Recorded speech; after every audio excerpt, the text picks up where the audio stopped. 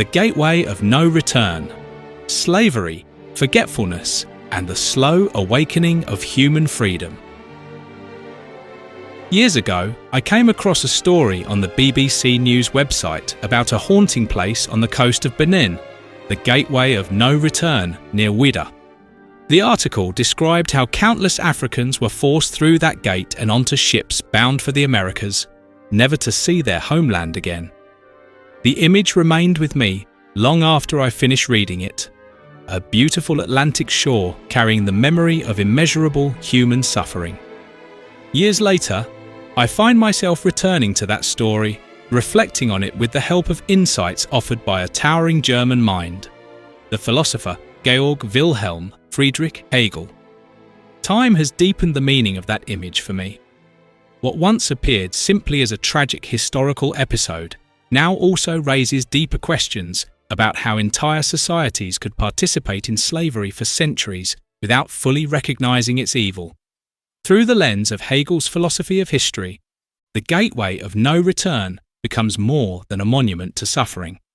It becomes a symbol of the long and painful process through which humanity gradually awakens to the idea of freedom. The essay.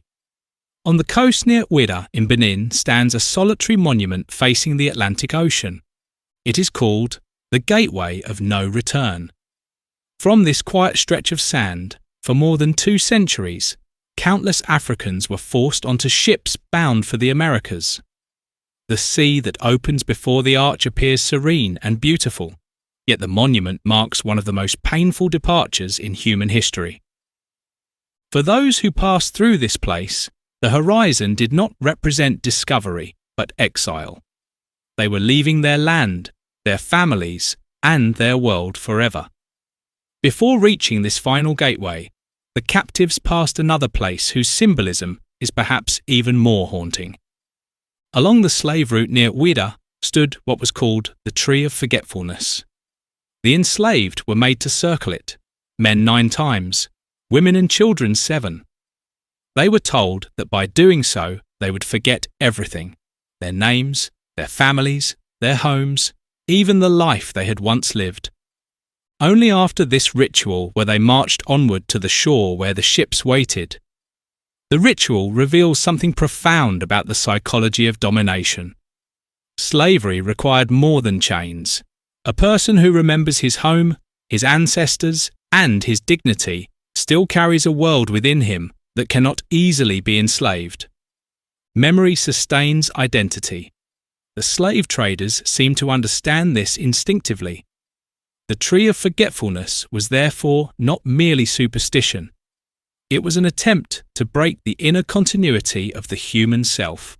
To enslave the body completely, they sought to erase the past from the mind. Yet history produced an irony the slave traders could not foresee. The ritual of forgetting failed. The men and women who crossed the Atlantic carried fragments of their world within them. In places like Brazil, their descendants recreated elements of African culture in religion, music, and movement. Traditions survived in practices such as candomblé and capoeira. The tree that promised forgetfulness could not erase the deeper structures of memory embedded in human life. Identity proved more resilient than the machinery designed to destroy it.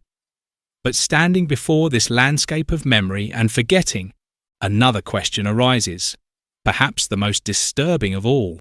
How could such a vast system of cruelty exist for centuries while entire societies accepted it as normal? European traders, colonial officials, and powerful merchants were deeply involved in the slave trade. Yet slavery was widely regarded not as an abomination, but as a legitimate institution. Laws regulated it, churches tolerated it, and economies depended upon it. The buying and selling of human beings was woven into the everyday fabric of social life. What today appears morally unimaginable once appeared ordinary. It is here that the philosopher Georg Wilhelm Friedrich Hegel seems almost to preside over this landscape, as though his philosophy were standing silently beside the Tree of Forgetfulness and the Gateway of No Return. Hegel's philosophy of history attempts to explain how entire societies can live within institutions that later generations recognize as profoundly unjust. According to Hegel, history is not merely a sequence of events, but the gradual unfolding of human freedom in human consciousness. Humanity slowly becomes aware of the principle that every person possesses freedom and dignity, but this recognition does not appear suddenly or universally. It emerges gradually through conflict, contradiction, and suffering. From this perspective, the shocking fact about slavery is not only its brutality, but its long historical acceptance. For thousands of years, slavery existed in many civilizations. In ancient societies, it was so embedded in economic and political life that it rarely appeared as a moral problem. People did not necessarily experience themselves as committing evil. They lived within a system of customs and institutions that defined what was normal and legitimate. The moral horizon of a society often determines what its members are capable of seeing. This is one of the central insights suggested by Hegel's view of history. Human beings do not simply possess moral truths fully formed from the beginning. Rather, societies gradually come to recognize them. The idea that every human being possesses inherent freedom, a principle that today seems self-evident, had to emerge slowly through historical experience. Before that recognition becomes conscious, institutions can exist that contradict it without appearing intolerable to those who live within them. Seen from this vantage point, slavery appears as one of the great contradictions of human history. Entire civilizations depended upon it, yet it stood in tension with the deeper principle of human freedom that history was gradually bringing to light. Over time, this contradiction became increasingly visible. Moral revolutions, political struggles, and intellectual movements began to expose the injustice that earlier ages had normalized. Eventually, the institution collapsed under the weight of its own contradiction. But this transformation did not occur gently. History's moral awakening was purchased with immense suffering, the suffering of those who passed through places like the gateway of no return. Standing before that arch in Ouidah, one senses this strange interplay between memory and historical understanding. The slave traders tried to erase memory through the ritual of the Tree of Forgetfulness. Today, the monument exists so that humanity will remember what happened there.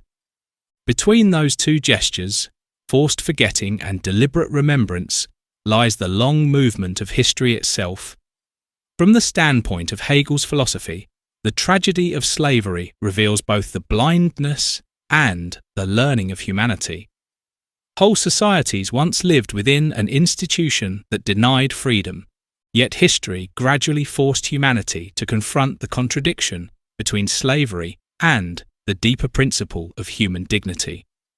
The moral horizon expanded, and what had once seemed natural came to appear intolerable. The captives who passed through the gateway of no return did not return physically to their homeland, but history carried their memory forward. The attempt to erase their past failed, just as the attempt to justify slavery ultimately failed. Against the rituals of forgetting and the machinery of domination, something more powerful slowly emerged: the growing awareness that freedom belongs to every human being.